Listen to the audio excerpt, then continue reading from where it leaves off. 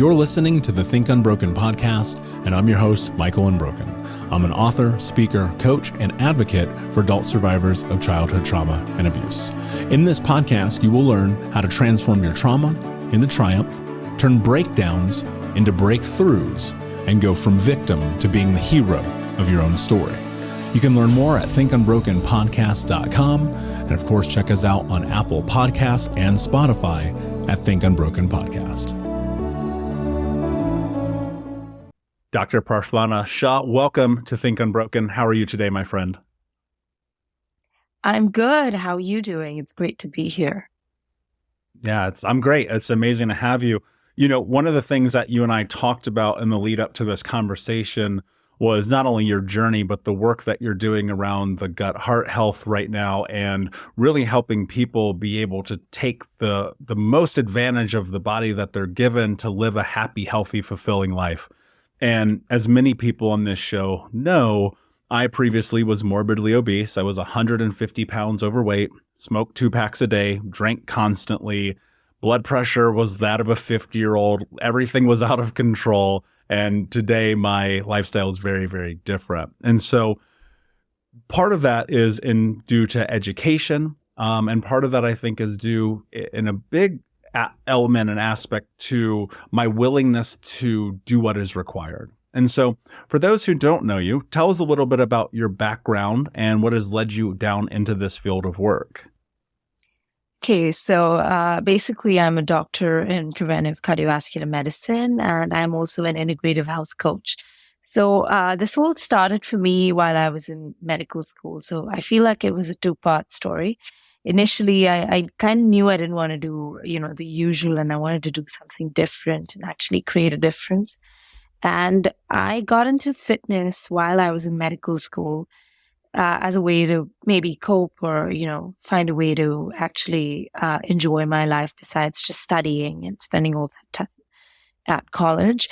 And so fitness really found me, or I found it. I don't even know how it went really, but it gave me a sense of confidence. It gave me a sense of, belonging. I started CrossFit, and I was, again, obese, fat. I was eating anything and everything on the world. I wasn't looking at my diet or health at all. And somehow getting into CrossFit helped me lose some amount of weight. I was still quite fat at the time, but it was more the confidence in the beginning for me that really got me sticking, and I got good at it, and I got good fast.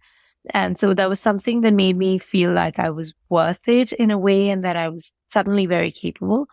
And the second bit was really I had some issues with my health, and so I visited the doctor, and that is really the turning point for me, because he told me that I was borderline PCOS at the time. I was working out 6 days a week and things like that.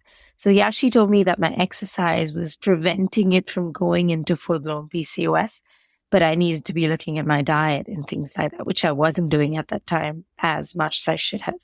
And that really was the turning point for me, where I made it like 100%, and I made the changes, and I got really healthy. I got really fit. I was very conscious about what I ate. I used to be eating fried foods and, saturated fats and things like that. I stopped everything, lost about 15 odd kilos of weight, which is about 20, 30 pounds. I was about 63. But because of the PCOS, and that thing really was the turning point for me at that point in time. And I felt like suddenly I was this new person. I was so much fitter. I was healthier, more confident. I was glowing. My skin was better. All of that. I was viewed differently by people, although that is not something that people should be doing. Essentially, I just feel like I was being respected more. I was being taken more seriously. And it just changed my perspective on life. And I'm now addicted to this kind of life, really. I love that. For me, that's one of the things that, whether or not you like to admit it, the world is going to see you differently. That is the nature of the world. We are always judging people. It is a part of the journey. I wish we would just openly admit it and be okay with it. I think what's important, though, and probably the thing to note, is how you feel about yourself, especially when you're on that journey. Because a big part of how I look at the world is through this eye of, if I feel good about myself when I look in the mirror, if I'm staying within my boundaries, my values, my virtues, my morals, who it is as a man, I do not care about what the outside world thinks about me. I, in fact, could not care less.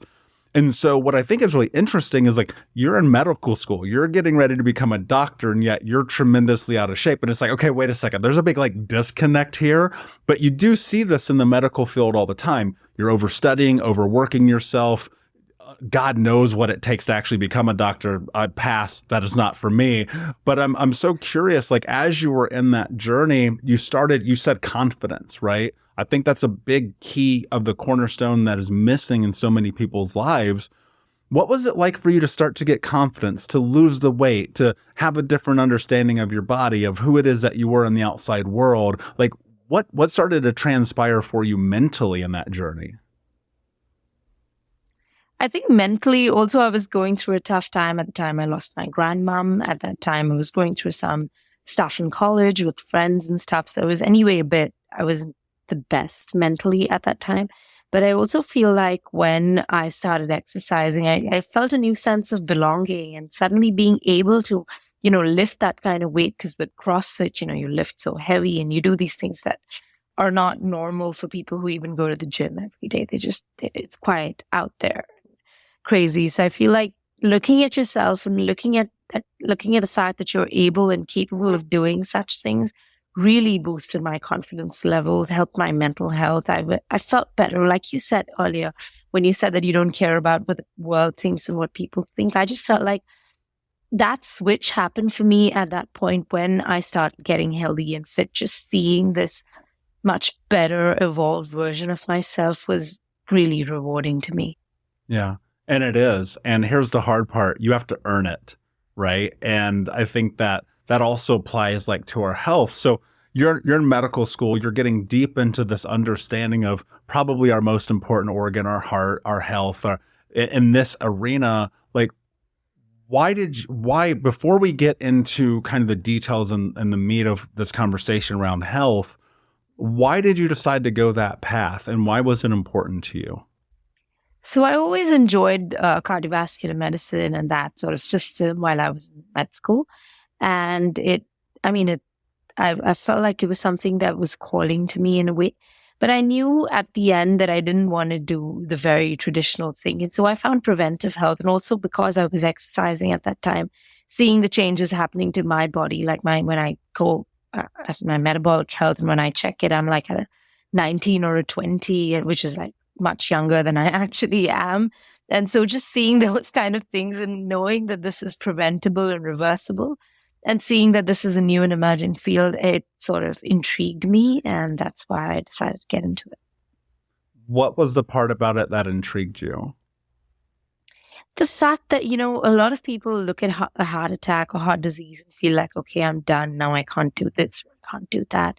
They restrict their lives and they don't even know. Or a lot of these risk factors are actually modifiable, and a lot of people are doing these kind of things and are not looking at the fact that they're modifiable and they can actually, reverse their risk, and they still continue to do it even after being detected with heart disease and things like that. And just the fact that it is, and looking at all the emerging data now and seeing how you can actually turn your life around, that sort of inspired me to help, because I realized that this is a field I can actually help people get healthier, because with things like maybe cancer and things like that, there is sometimes only so much that you can do while, you're choosing your post-graduation. So I felt like this is something I can actually create change in.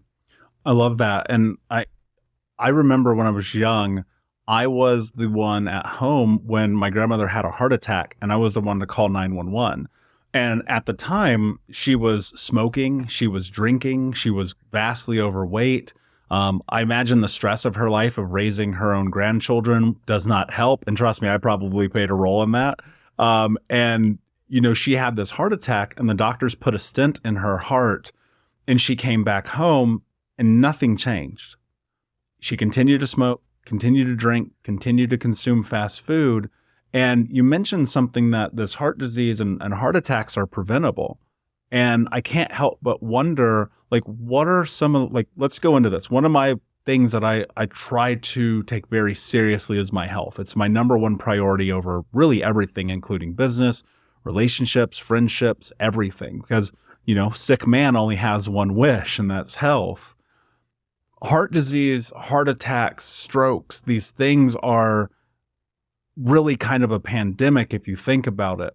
They're taking so many lives every single day, especially in the States and in westernized countries where you have these people who are on this diet of fast food and soda pop and junk and stress and chaos.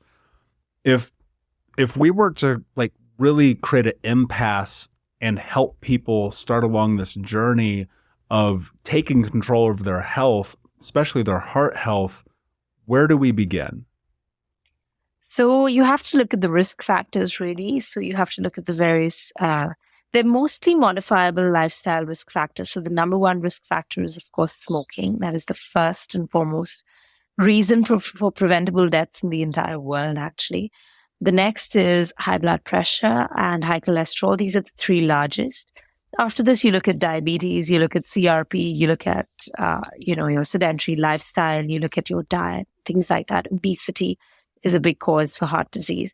Now, all these things are really very modifiable, except for maybe diabetes if you already have it, but still managing that is something that you can do and not just let it go haywire. Let's go a little bit deeper into it because I want to really leverage your expertise here. When we're looking at this, what are some of the other risk factors? Are there certain things that are innately a part of DNA or genetics that we need to be aware of? Is it just simply our diet, our exercise? What are some of the things that we can control and we can't control? So one of the things that you really can't control, but it is only one of the many risk factors, is LPA. This is a genetic predisposition. So if you inherit this from your parents or something like that, this gives you a genetic predisposition to heart disease. But again, this is something that is one of the many. So this is really a role of the multiple risk factors at play and not just one. So controlling all that you can control reduces your risk very drastically. I would say between a 60 to 70% reduction in risk if you get your risk factors in check, the ones that you can modify, I would say. Because things like these genetic things, even if you have diabetes, okay, so if you exercise every day, if your sugars are in check, you really won't go there unless you push yourself there. Mm-hmm. When we look at this and we talk about these preventable things, I think so much of it really has to do with mindset, right? Because as I mentioned, my grandmother has this heart attack. She comes back home. She's still smoking. She's still drinking. And the doctor said to her, you should probably stop doing these things. And turns out she didn't. She ended up having, I believe, another 2 heart attacks. She had 4 stents, a pacemaker, and she ended up falling into a coma when I was 17 years old. And I can't help but think there just must be a tremendous amount of people who come and they sit with a doctor like you or like an other, and they just don't change anything. Why is that? And what can we do to support people in actually creating change in their life? So I feel like a lot of people, it's the mindset. The first thing really is the mindset. They don't believe that they can actually change, or they're so used to doing the things that they do and they maybe get a certain joy out of it or whatever. And they're not able to let go of those certain things. And somewhere they let their health even go because they don't believe that they can be better or actually turn their health around. And, I'm here to tell you that you can, and it's not, really that difficult to change. A lot of times people have, they struggle to actually sustain new healthy habits.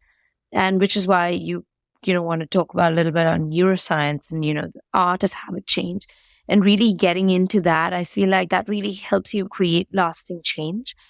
And looking at it from a scientific point of view, habit stacking, and if you've read The Atomic Habits, and using those kind of methods to actually create new healthy habits is one way I would suggest that people should look at when they're trying to inculcate these new habits, like, eating the right foods or exercising or things like that. What are some healthy habits we should consider? Here, the reason I'm asking this and I'm going down to this kind of elementary level with it, I just don't think people truly understand, right? If I look at the way that I grew up, it was fast food, fried food, alcohol, drugs, lots of stress. So many people, especially who are listening to the show, come from that kind of background. So I remember, this is as crazy as this sounds, is a 100% true story. I didn't have a salad for the first time till I was 20 years old, right? And so we grew up in a food desert. We grew up on cans and boxes of food and things of that nature. I didn't know what healthy habits were. So even when I went on this journey and I'm like, I'm going to lose weight, I'm going to get in shape, I'm going to quit smoking, blah, blah, blah. I didn't even know where to begin. So from your expertise as a doctor and as a coach, like what are the habits that people need to start looking at that are healthy? So the first thing is exercise. Physical activity reduces your risk between 48 to 57% of heart disease. So get into what I like to do is a mix of aerobic exercise about 4 or 5 times a week. I strength train about 4 days a week. And of course, flexibility training and things like that. I also like to eat a healthy diet. A Mediterranean diet or a DASH diet is one of the kind of diets that is good for your heart health, which is basically a lot of whole grain food. You eat, healthy fats like avocados, olive oil. You avoid your saturated fats. You avoid fried food. You avoid processed meats. You eat white meats. You try to avoid the red meats. That is what I like to do. And I like to eat sourdough bread, which is whole grain instead of regular white processed bread. And I try to avoid refined cereals. I like to get a good bunch of veggies in. One hack that I usually use is half my plate is veggies, usually whether it's cooked or raw in form of a salad leaves. And about 1/3 is protein. So if you're a non-vegetarian, things like chicken or fish is very healthy for you. If you're a vegetarian, then that can get a little challenging, but still the pulses, tofu, tempeh, that kind of thing. And a little bit of healthy fat. So I would add a little bit of, olive oil in my salad, or I would add a little bit of avocado or things like that. And that is generally what I do. And of course, portion control and getting the right calorie, depending on if you have a fat loss goal or you have a muscle, you want to get your muscles larger, then you eat more protein. So you sort of modify the quantities of what you eat depending on what your goals are. So is a larger part around this, from what I'm hearing you say, around the diet, or is it around movement?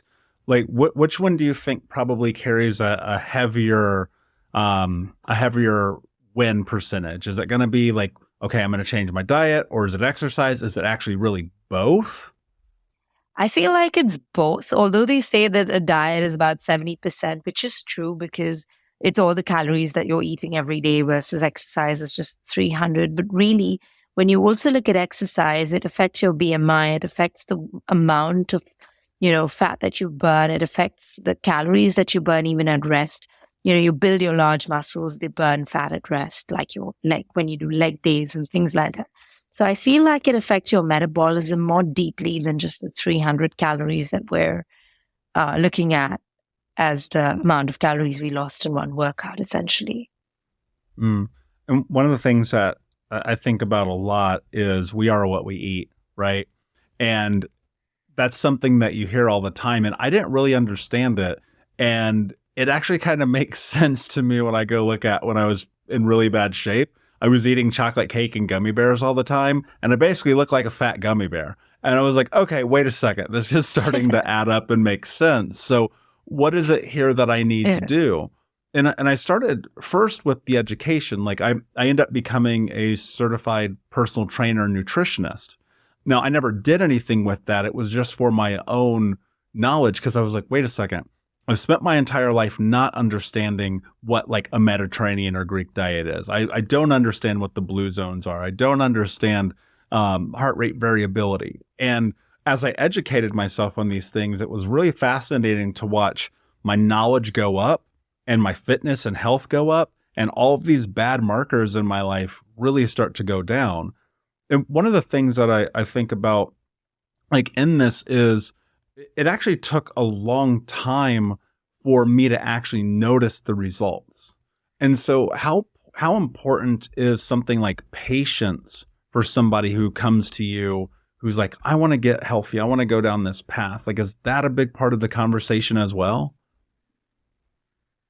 It is, because this doesn't happen overnight. You've already been eating the way you've been eating for so long that you can't suddenly come in and say, I want to be healthy and, transform yourself in 1 week. So a lot of this is time and patience and a lot of effort. And more than that, just consistency, because you're not going to be motivated to, eat like that all the time, exercise all the time. If you're struggling to, keep the habit of smoking, that's going to be another struggle, because if you're used to it, and smoking addiction is another problem. And so these things take a lot of time, patience, work, and you have to believe that you can do it. Maybe you need to have a support system in place, have an accountability partner, get coaching, do something that helps you stay on track. And just remember that you can get there, but it does take time. It doesn't happen overnight. Yeah. And a big part of it is, looking at this mindset shift, right? You talked about the neuroscience of this behavioral change. How do people start changing habits around this, right? Because I think a big part of this conversation is we're trying to help people be successful in health. And I'm a huge believer, because I've seen it in my own life. I've seen it in my clients' lives. I'm witnessing it right now in one of my family members' lives, that when you get healthy physically, your mental health gets better. And so I'm wondering, like, what are some of those like, if it is food, if it is exercise, movement, and changing the diet, like, how do you go down that path of a real behavioral change? Like, what are the things that you teach people to do? So I teach people, I do something called crowding out processed foods and things like that. So for somebody who's very used to it, it's very hard for them to suddenly just kick it all out 100%. So what I try to do is crowding out. So I try to look at a plate, and if you were eating, say, 50% processed, I ask them to make it a 30 and then a 20 and then a 10, and slowly crowd out by introducing healthier and better options. And they slowly get used to that. And while still eating, maybe for a little bit of time, and then cutting it down and cutting it back. Because sometimes being very drastic for some people doesn't work. So you have to work with different people differently. Yeah. And it's kind of like doing one step at a time. And part of the reason that I bring that up is because there's this new research coming out between the gut-heart connection. And so this was news to me. You actually introduced this to me, and I'm fascinated by it, because gut health has been one of the things that I've spent a decade of my life trying to repair. Part of that was because of drugs and alcohol and gummy bears and chocolate cake.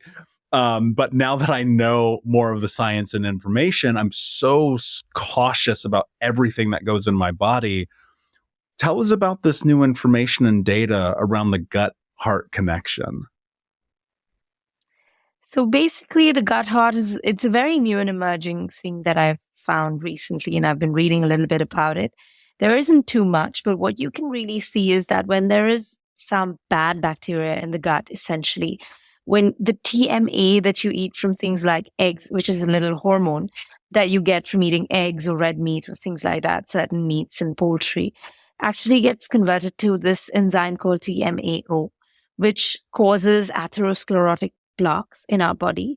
And so bad bacteria generate this TMAO. So when your gut health isn't the best, when you don't have the best diversity, the TMAO levels get raised, and you have more atherosclerosis, more plaques, leading to more cholesterol, heart disease, all of those things.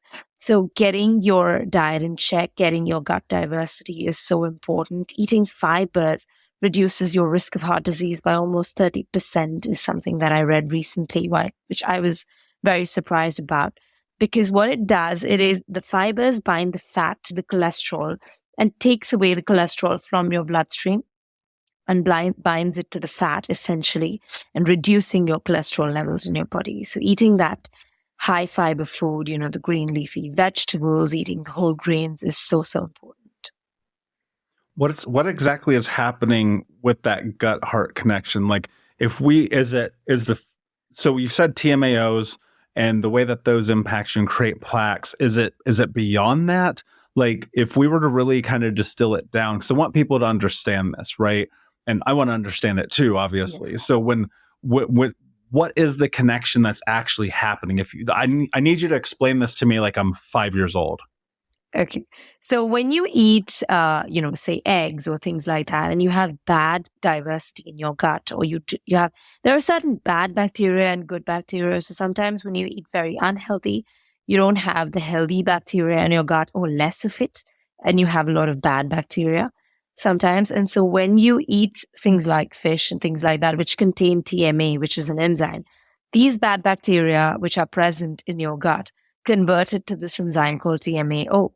And TMAO is something that goes and deposits the cholesterol in your arteries. So when you talk about atherosclerotic plaques, you have these fat deposits coming in and they sort of block your artery. And so less blood flow goes into your heart and things like that. So TMAO actually aids that, which is narrowing your arteries, leading to atherosclerosis, leading to heart disease, heart failure, ischemia, all of that.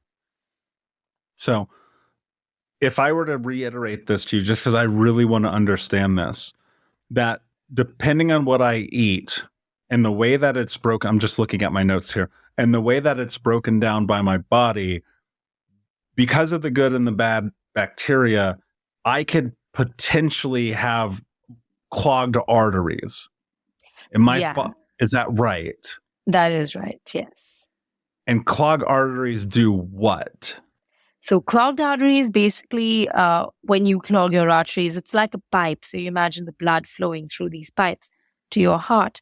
And so you don't get enough blood because it's a clogged pipe. So like you would in a drainage pipe, you'll have less water flowing. So you'll have less blood flow to your heart, which leads to ischemia because it's not getting enough blood, which leads to then heart attack. Is ischemia not getting enough blood? Is that what that means? Yeah, ischemia means not getting enough blood to your heart muscles, essentially. Okay. So if we're trying to prevent people having heart attacks, which is ideal, like I don't want to have a heart attack, right? I witness people in my family have them. It's not a great experience. People you see all the time drop dead instantly. I'm like, okay, cool. Are you telling me then that this is something that if I get ischemia, I get a clogged artery, I'm probably going to have a heart attack or some kind of cardiovascular episode? What my brain says is, well, how do I mitigate that risk? And you're telling me, okay, well, it's in the diet, it's in the movement, it's in the exercise. But what about my genetics? So genetics does play a role. Like I said, if your family has had it, you should check your LPA. So when you do cardiovascular risk assessment and you do your blood tests, there's something called an LPA. Besides just now looking at, HDL, LDL and the main cholesterol markers, triglycerides, there is LPA, there's apolipoprotein A, B. You look at your CRP levels, which is a marker of inflammation in your body. All of these factors also play a role. Now, CRP is again something that you can control because you can reduce inflammation in your body by, again, your diet and things like that. But LPA is something that you can't really control, but it's more a play of various factors. Again, like I said, it's not a play of one factor.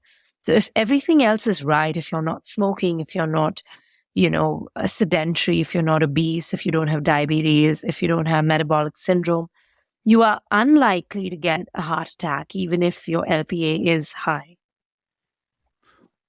Okay, you threw a lot of acronyms at me. I'm not a doctor. I highly doubt a lot of people understand what you just said. Yeah. So we need to break these down because I really want to help make sure people understand this.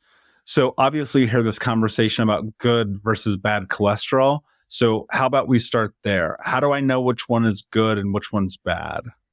So HDL is your good cholesterol. So this comes from eating healthy fats, eating your avocados, flax seeds, eating olive oil. So, this raises your HDL cholesterol, which prevents heart disease. So this is good. And then LDL is your bad cholesterol, which causes the atherosclerotic plaques, like we said, narrowing of the arteries, leading to heart disease. This comes from eating processed meats, saturated fats, fried foods, stuff like that. Cakes, pastries, processed. All the good stuff. Basically. Yeah. All the tasty stuff leads to heart disease. Yeah. It's like this cookie will kill you. Be careful. So, okay. So if we understand that, it's like, okay, so then how often should people be doing their preventative blood work? I know that for myself, and I know that I'm in the minority of what I'm about to say.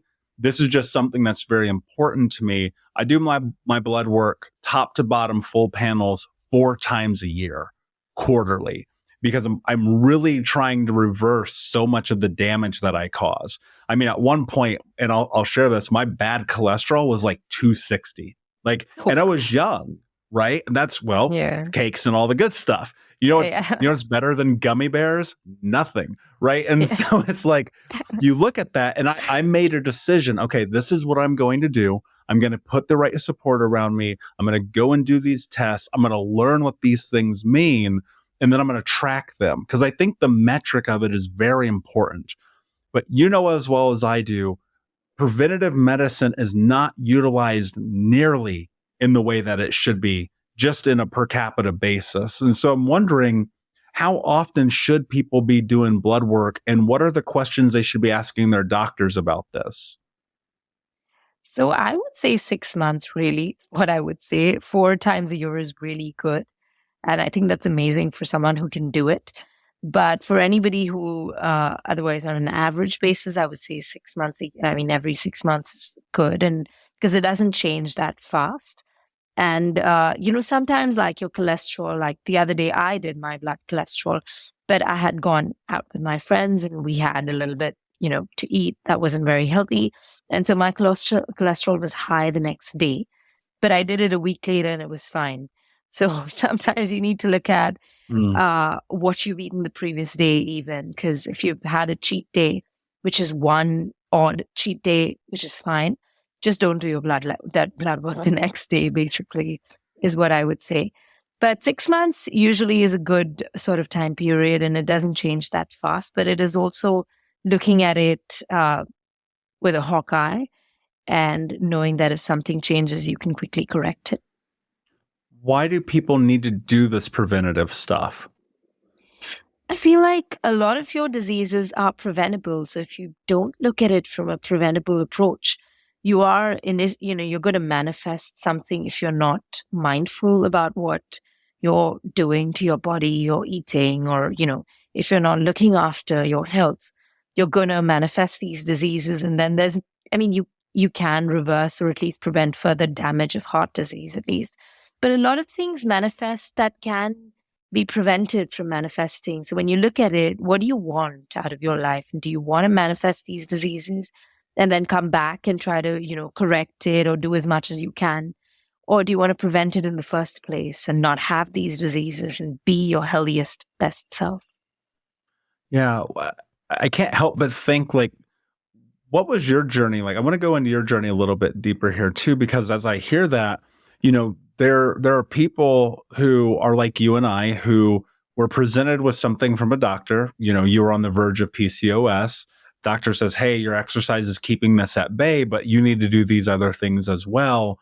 How do we get people to love themselves enough to be willing to do this? Because my fear, and I don't want people to listen to this episode and think like we're preaching at them or telling them that they're wrong in their lives or anything like that.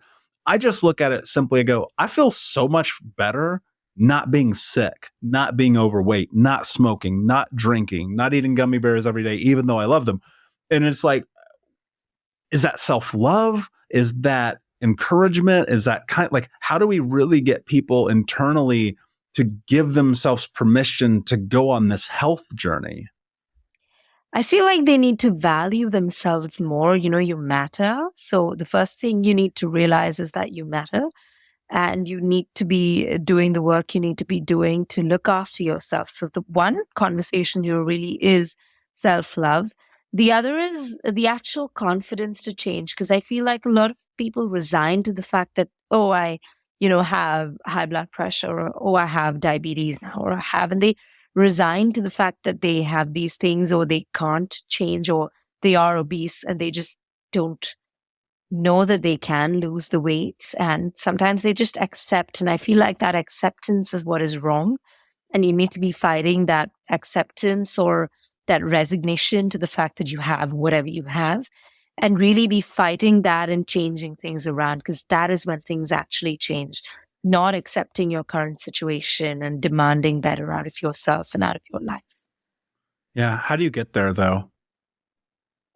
I feel like, I don't know, for me, it was a health scare. So I feel like sometimes people have these scares, but for other people, I feel like sometimes I feel like a supportive partner is somebody that you need. You need somebody that you can count on, just a friend or a family member, or anybody that you can talk to who will be there for you, or somebody that's in your corner. I feel like they will help you stay motivated, committed to your process, and help you stay accountable to your health, really. You have to do the inner work. You have to, what I like to do with my coaching clients is I do something called a health vision. I have them close their eyes and imagine themselves as their best, most healthiest selves. And they come up with this maybe crazy vision of, being able to run with their grandchildren, or, being healthy, fit, not being overweight, not having a certain disease, things like that. And then we look at how important it is to them, and we assess their confidence levels. And I do simple exercises like, what can you do today to change? And they come up with, oh, maybe I can go for a walk today. And it's these small, minor changes, 1% better every day, that they start implementing. And then they start seeing that they can do it. And then they keep coming back. And we start adding more and more to their routine.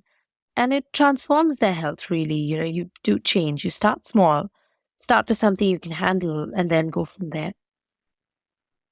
I think people start with frequency, or quit with frequency, and I've always admitted, I'm the guy who quit smoking 3,000 times. But the starting part, I started 3001, you know what I mean? And it was like, okay, on that 3001st attempt, I'm not going to smoke anymore. And I think that a big part of it is, and you mentioned this about this idea that you matter. It's like you do, but you got to prove it to yourself first. I mean, when you had this health scare, where did the journey begin for you? Like when you look at the start of transforming your health, taking control of your health, what were some of the first things that you started to do? So for me, I was already exercising, so that was in place. What I had to do was my diet, because I used to eat a fried snack and go, well, I used to do that. And so that was the first thing that I stopped doing. I really looked at my diet because I kind of knew that I was not giving my 100%, but I felt like I was more of a youngster or a kid enjoying my life. So the first thing that I did was correct my diet. And I cut out all the fried food. I cut out all the cheese. I cut out all the white bread, the processed foods. You get a lot of these frozen things that you then fry. I used to use the air fryer a lot, but a lot of these frozen, pre-packed, made foods are pre-fried or have a lot of oil and saturated fats in them. So I stopped doing all of that. And I started eating salads again, something I never did. Like you said, you never ate a salad. I wouldn't eat salads. But I started getting healthier with my salads. One thing I enjoy doing is cooking. We do a lot of cooking at home. So I like to keep it interesting because it can get very boring when you're eating healthy. And then sustaining that is tough. It's not easy. I'm going to admit that. And so what I like to do is I like to look at different recipe blogs online or different books and things like that. Find interesting but healthy options. And I like to play in the kitchen. So I keep it fun, but I keep it healthy. So I look at the nutritional value of what I'm eating, and then I play around and make it fun. How did that impact your mental health? And how does it continue to impact your mental health today? So it helped me. I was in a bad place in fact, the exercise is what really helped me. I was in a very bad place mentally with my friends in college. I was ragged in school, I was ragged in college. So I had a lot of confidence issues growing up. And, changing that around, seeing my health turn around, seeing me as somebody so different and capable and able of doing so many different things made me a positive person. It made me more confident. It just made me feel like I was, I matter and that I can do this. And I'm not just somebody that deserves to be bullied or things like that, but I deserve to be here and, I don't know, just to be me, essentially. Yeah. Well, I'm glad that you had that experience. It sucks, but without that outside interference, you may not change. You may not go down the path and the journey of healing. And it's a hard thing to admit, but I've experienced that in my life personally as well. And And when you walk down this path and you choose to, really what you're effectively doing is you're doing hard things. And this is what I always teach my clients. If you want to build confidence, you have to consistently do incredibly difficult things. There's just no way around it. There's no shortcuts and there's no pills. And even though we have these pharmaceuticals now like Ozempic, it's like that's not going to solve your problem. And so how much of this, I mean, how much of this conversation really is about mindset? Like if I came to you, let's play the scenario, right? So I come to you and I'm 25 when I was 350 pounds. I don't know what that is in kilos, but like 110 or something, right? And so I'm super heavy. I'm very overweight. I'm smoking. I'm drinking. I have no self-belief. I don't think I matter. I don't have any worth. I have no confidence. And I'm like, can you help me? Where do we begin? So we start with your mindset, which is the first thing. Of course, we do your blood workup and we see about what your risk factors are like. We look at everything. You look at your health parameters. And once we know what to work with and what we have to work with, I start with the health vision. And then I start with getting people to create action steps every week or every 2 weeks as they come to me. And they start off with maybe very small things sometimes, maybe very drastic things sometimes, but something that is achievable in their current life situation. Because sometimes people are on jobs and they can't, do what they need to be doing. So they start small, which is fine. And then they get, what I find a lot of times is that you gain your confidence as you start your journey. So it's not like you're going to have your confidence on day one. It's not going to be there. But even doing a little bit, like even eating, say I ate a salad today, will help you eat a salad tomorrow and then help you stay motivated. So I like to habit stack. I like to use that method a lot. I like to use Atomic Habits a lot with my patients, and I recommend that book to them when they come to me. And when they read it, they actually use those methods of, making it exciting, making it easy, making it attractive, things like that, and make their healthy habits easy to do. There are certain incentives that you add at the end of doing something good that then helps you do a good habit again and create healthy neural pathways. And when you keep repeating these healthy habits, you create neural pathways in your brain. Basically, when you create a new habit, you're creating pathways in your brain to then sustain these habits. And then it becomes like second nature, like you would say, cycling or driving or swimming for somebody. When you start, you don't know. But now when if you start cycling as a child and then you stop, but when you get back onto it, you'll fumble a little bit. You start and you get there. It's like a habit that becomes second nature. So I like to do these small things that then become second nature to you. And then you just continue to keep adding and, growing on that. I love that. Yeah, I think so much of this journey is in the small things. I think that if you put yourself in a position of also having support and accountability, right? This is why I have a coach to this day. It's like, I want this in my life. I know that I can't do it on my own, because if I could, I would have already done it. And it's like, but when you have that support, everything in your life becomes so much different. So I love that you have that. And then also on the other side of it, like you get to marry these two worlds where on one hand, you're a doctor, like this stuff, like exactly what to look for and how to navigate people's health and help them on their journey. And then on this side, you're a coach as well who's experienced their own transformation. So it's really kind of like this best of both worlds scenario, which is kind of ideal. If I look back at my health journey, I was kind of like all these different doctors, all these different coaches, all these different things. And so it's amazing that you kind of marry those things together. Before I ask you my last question, can you tell everyone where they can find you and learn more about what you do? Yeah. So my Instagram is called Buova Care, BUOVA_care, which is the best place to find me, really. And I also have a Facebook page called Buova, but that is fairly new. So I feel like Insta would be the best place. Amazing. And guys, of course, go to thinkunbrokenpodcast.com where you can learn about this and more. My last question for you, my friend. What does it mean to you to be unbroken? To me, I feel like being unbroken means, breaking and still being unbroken and choosing to be unbroken, even after you've faced certain challenges, maybe in your health or anything else in life. I feel like getting back up is what I find is unbroken to me, really. Brilliantly said. Thank you so much for being here, Unbroken Nation. Thank you for listening. Please like, subscribe, comment, share, tell a friend. And until next time, be unbroken. I'll see ya. Thank you so much for listening to Think Unbroken. Please share this episode with someone who could use it and help us move forward in our mission of ending generational trauma in our lifetime. And if you would, please take 5 seconds to pop on iTunes or Spotify, hit that 5-star, leave a review, and you can also reach out to us on social at Michael Unbroken or at Think Unbroken. And of course, you can check out our YouTube channel at Think Unbroken. Thank you for being a part of Unbroken Nation, my friends, and until next time, be unbroken.